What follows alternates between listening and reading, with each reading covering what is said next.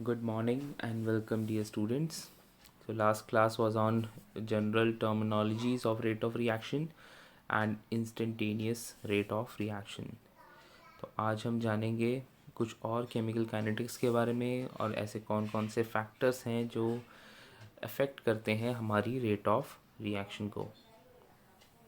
So first of all the concentration. आप जानते हैं कि रिएक्टेंट्स कोई भी केमिकल रिएक्शन है उसकी इनिशियल जो रिएक्टेंट्स हैं उनका जो कंसंट्रेशन है that also plays a important role. जितना ज़्यादा कंसंट्रेशन मैं रिएक्शन में बढ़ाता हूँ तो हो क्या रहा है, the number of moles are increasing. Number of moles are increasing means they are number of particles और molecules you can say which are colliding with each other. तो जितना ज़्यादा कोलिजन होगा उतनी ज़्यादा मेरी रेट ऑफ रिएक्शन बढ़ेगी. ठीक है, एक एग्जांपल के तौर पे अगर हम देखें, a piece of wood that burn slowly in air but rapidly in pure oxygen. ऐसा क्यों होता है कि लकड़ी को अगर हम नॉर्मल एयर में बर्न करते हैं तो वो धीरे धीरे जलती है, और वहीं पे नॉर्मल एयर की जगह अगर मैं प्योर ऑक्सीजन सप्लाई करने लगूँ, ठीक है, तो वो बर्निंग उसकी फास्ट हो जाती है जैसे इंडस्ट्रीज़ में होता है. ठीक है, तो ऐसा क्यों है, क्योंकि जो कंबशन रिएक्शन है वहाँ पे oxygen plays as a part of a reactant. ठीक है, प्योर एक एयर के अंदर ऑक्सीजन की concentration is nearly around 20 to 25%. ठीक है, बट सॉरी, नॉर्मल एटमॉस्फेयर के अंदर your air concentration, oxygen concentration is 20 to 25%. But वहीं अगर प्योर एयर लें तो आपका ऑक्सीजन कंसनट्रेशन बढ़ेगी और आपकी रेट ऑफ रिएक्शन बढ़ जाती है. सेकेंडली, ये नेचर ऑफ रिएक्टेंट पे भी डिपेंड करता है. ठीक है, जैसे कि हम इस सेकेंड पॉइंट में देखते हैं, nitrogen monoxide NO, it reacts with O2 giving you NO2. So this reaction is fast. On the other hand, if we have carbon monoxide, ठीक है, and it is reacting with oxygen, this is giving you carbon dioxide, but this reaction is very slow. So it depends upon what the reactants you are using. First case, you have nitrogen monoxide which reacts very fast with oxygen. On the other hand, you have carbon monoxide which reacts slowly with oxygen. So nature of reactant also plays a role. And thirdly and more importantly is the temperature. ये कई बार examination में पूछा जाता रहा है कि अगर हम टेम्परेचर को बढ़ाएंगे तो रेट ऑफ रिएक्शन क्या होगा, कितना बढ़ेगा. So you always remember the rate of reaction increases with rise in temperature. जैसे आप स्टोव के अंदर कोई भी चीज़ खाना पकाते हैं तो जितना ज़्यादा टेम्परेचर बढ़ाएंगे उतना ज़्यादा खाना जल्दी पक जाएगा.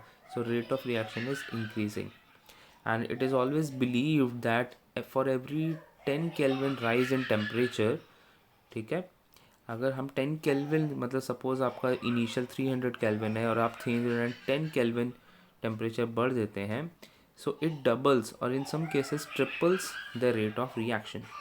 Okay, so if you look at the temperature coefficient, it is nothing but the specific rate at T plus 10 Kelvin divided by the specific rate at T Kelvin.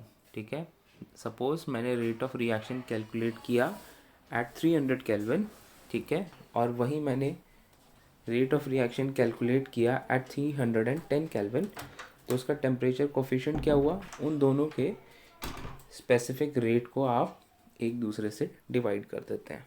Okay, so that will be the temperature coefficient of a reaction. So what are the factors that influences these reaction. जैसे हमने पहले बात की collision की, कि जब हम concentration बढ़ाते हैं so we are actually increasing the number of molecules और atoms which are colliding with each other, जो एक दूसरे से टकरा रहे हैं. So more the number of collision takes place per second per unit volume, that is the collision frequency.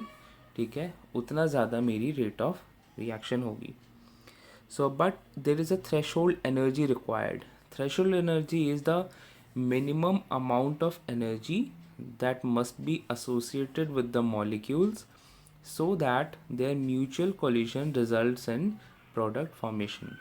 अगर मैं इसको हिंदी में बताएं, ठीक है, तो ये वो कम से कम एनर्जी हमें चाहिए जो टकराने के बाद एक प्रोडक्ट फॉर्म कर पाए, ठीक है। जैसे कि आप अगर सपोज़ मेरे को एक बॉल को थ्रो करना है, नेक्स्ट किसी दूर 10 मीटर दूर उसको फेंकना है, तो मुझे एक मिनिमम अमाउंट ऑफ एनर्जी तो चाहिए। ऐसा नहीं है कि मैं हाथ से छोड़ूंगा और बॉल वहाँ पे पहुँच जाएगी, ठीक है। मुझे एक मिनिमम एनर्जी चाहिए उस बॉल को वहाँ पे थ्रो करने के लिए। सो सिमिलरली रिएक्टेंट से प्रोडक्ट में कन्वर्ट करने के लिए एक minimum threshold energy is required. Okay, so that is called as the threshold energy. And if F is the fraction of effective collision, ठीक है, fraction of effective collision means वो collision जो product में convert कर पा रहे हैं, ठीक है। collision तो बहुत हो रहे हैं। if there are hundreds of collision taking place, मे भी हो सकता है कि 100 collision में से सिर्फ 20 ऐसे collisions हैं जो reactant से product में convert हो पा रहे हैं, ठीक है। So suppose if F is the fraction of effective collision and Z is the collision frequency, जैसे हमने कहा collision frequency क्या होती है, number of collision which is taking place per second per unit volume, ठीक है। एक पर्टिकुलर यूनिट वॉल्यूम में, या that means 1 centimetre cube unit volume के अंदर एक सेकंड में कितने कोलिजन हो रहे हैं, that is the collision frequency. So rate of reaction can be equated as equal to z into F. z क्या है, fraction of effective collision multiplied by the collision frequency, that will be the rate of reaction. Okay, so looking at the dependence on temperature, जैसे हमने कहा कि हम temperature बढ़ाते हैं, 10 kelvin rise in temperature generally increases the rate of reaction to 2-fold और in some cases 3-fold, ठीक है। बट अगर मैं इसको कोलिजन फ्रीक्वेंसी के टर्म में देखूँ, सो अगर मैंने कोलिजन फ्रीक्वेंसी सपोज 310 केल्विन पे कैलकुलेट करी और एक 300 केल्विन पे कैलकुलेट करी, इन दोनों का रेशियो मैंने देखा it is almost equal to 1.016, ठीक है। बट ऐसा नहीं है, हमने तो ये ऑब्ज़र्व किया है कि रेट तो हमारा डबल या ट्रिपल बढ़ जाता है। सो दैट मीन्स सिर्फ कोलिजन फ्रीक्वेंसी ही इकलौता ऐसा पार्ट नहीं है जो आपके रेट ऑफ रिएक्शन को अफेक्ट कर रहा है, there must be something else, and that is why we say not all collision leads to product. Okay, an effective collision requires the molecule to be in proper orientation, ठीक है।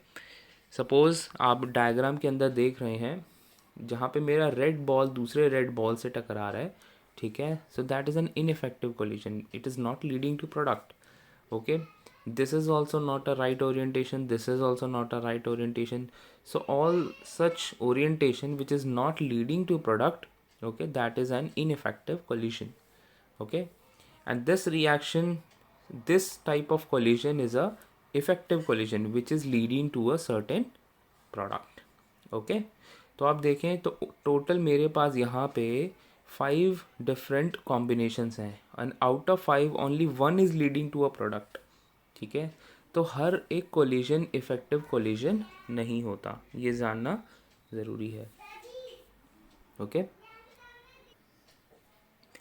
और effective collision का तो ऐसे भी देख सकते हैं, जैसे आप सब बैठते हैं अपने दोस्तों के साथ, दोस्त मिलके एक दूसरे के पीठ पे हाथ मारते हैं, ठीक है, तो वो कुछ नहीं कहता, आराम से हाथ मारते हैं। बट अगर कोई तेज़ हाथ मार दे तो वो उसका रिप्लाई उसको दे देगा, ठीक है। तो that is N effective collision, ठीक है, कि वो इफ़ेक्ट उसको पड़ रहा है तभी वो उसका रिएक्शन आपको आया है।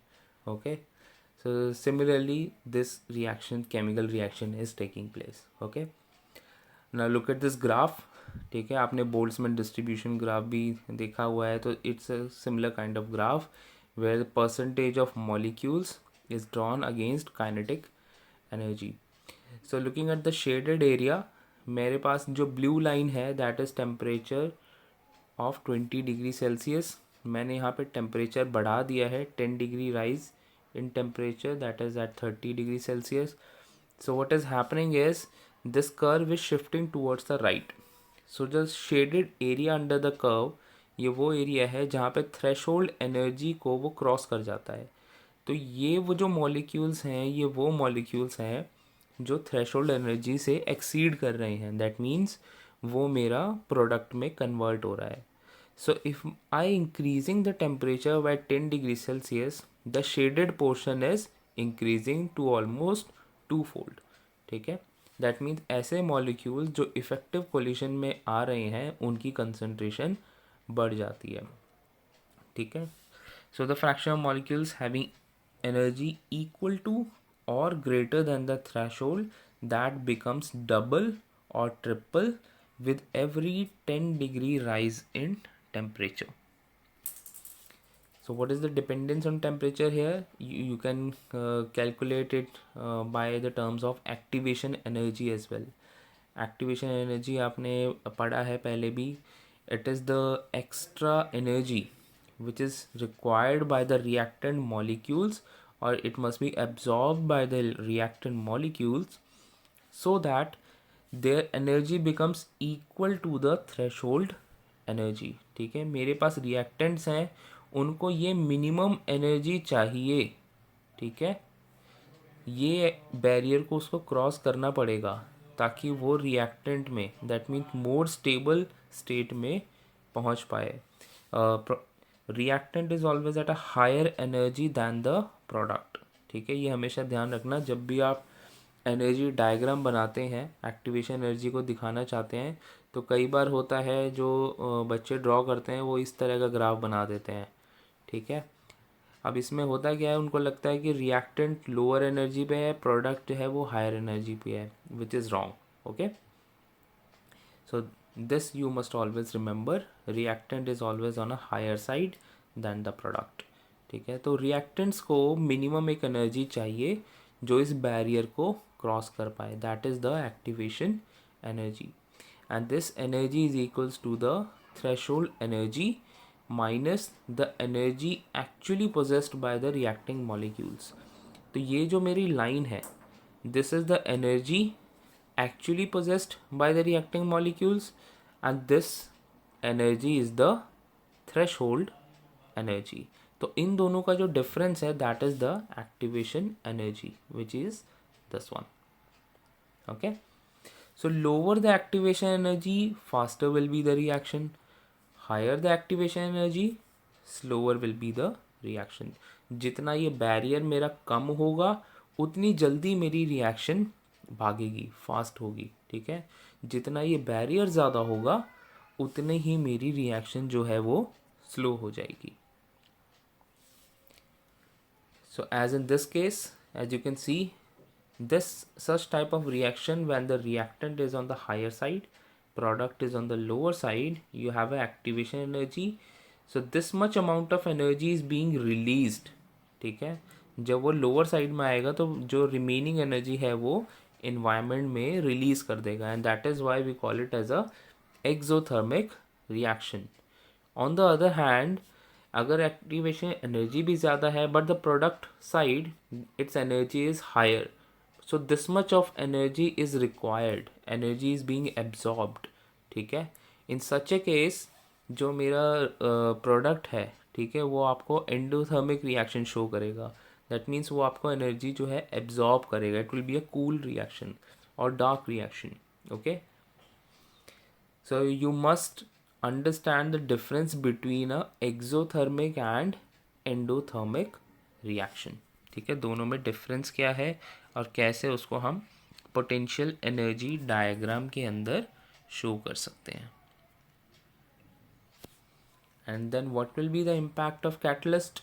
ठीक है, रिएक्टेंट जैसे आप ये पोटेंशियल एनर्जी डायग्राम में देखें या पहले इस पिक्चर की तरफ देखें, इस पर्सन को उस अपने ट्रॉली को पुश करने में टाइम लग रहा है, एफर्ट लगाना पड़ रहा है, then only he can drop down this product, converting into a product.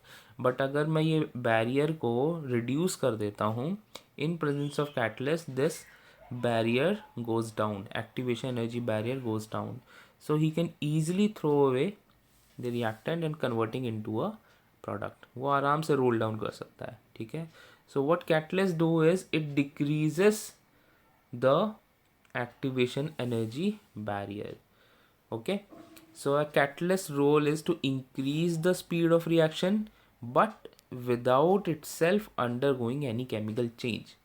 ठीक है, कैटलिस्ट वो नहीं है जो रिएक्शन तो बढ़ा रहा है बट वो अपने आप को केमिकली कंबाइन कर रहा है, then it cannot be a catalyst, it then in that case it will be a reactant. ठीक है, तो ये ध्यान रहे कि उसका अपना इंटरफेरेंस केमिकल रिएक्शन में नहीं होना चाहिए, तभी हम उसको कैटलिस्ट कह सकते हैं। So what it is doing is it providing an alternate path with lowering the energy barrier, and that is why it increases the rate of reaction.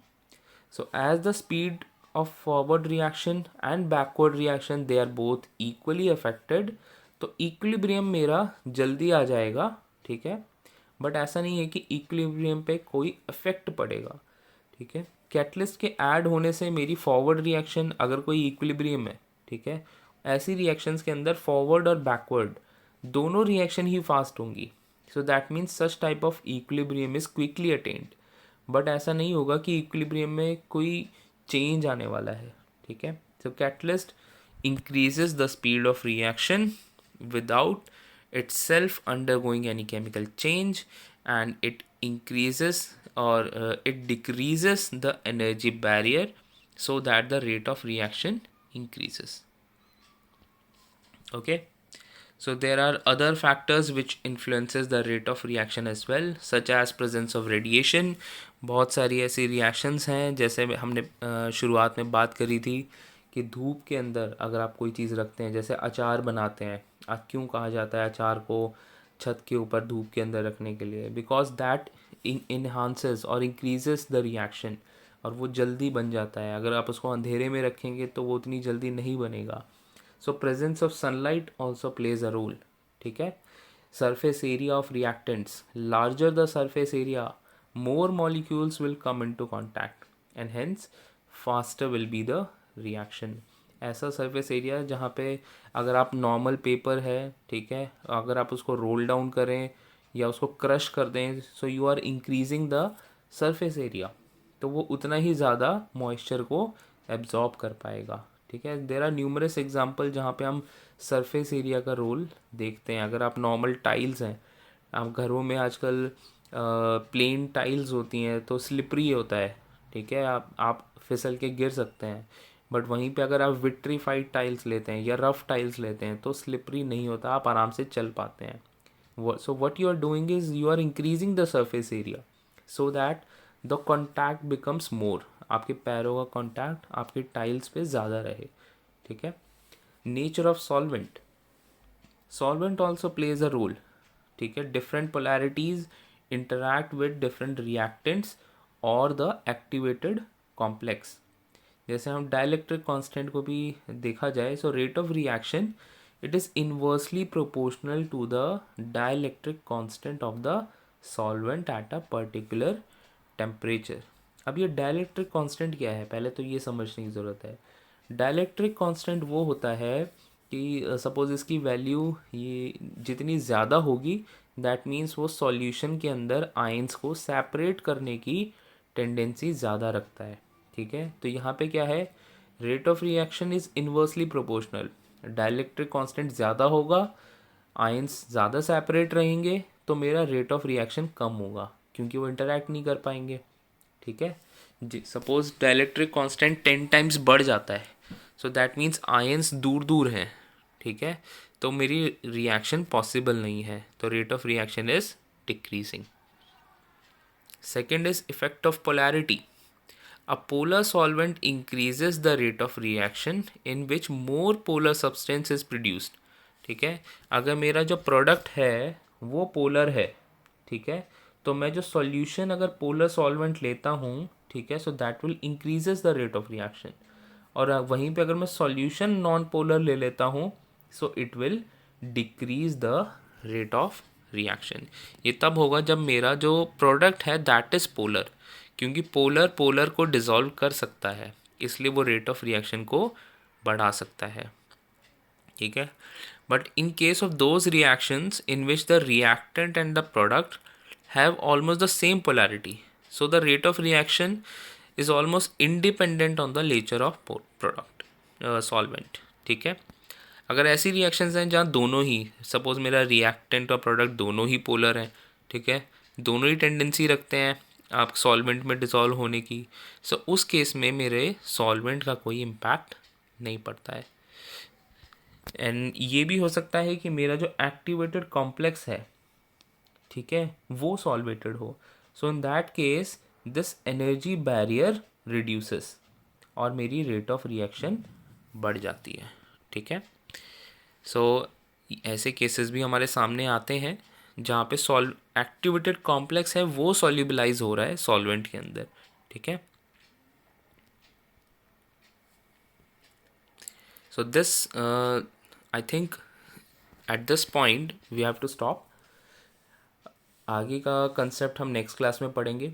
अभी तक जो आपने पढ़ा है, ठीक है, उसको एक बार रिवाइज़ करें, क्लास नोट्स में आपके साथ शेयर करूँगा, उसको आप देखें, चीज़ों को समझें, डिस्कस करें, और जो क्वेश्चन मैं क्लासरूम में पोस्ट कर रहा हूँ उसका आंसर ज़रूर करें, क्योंकि आप आंसर करेंगे तभी मुझे पता चल पाएगा that you have attended this lecture, and only then I will be able to give you an attendance marks. Okay, so happy learning and thank you.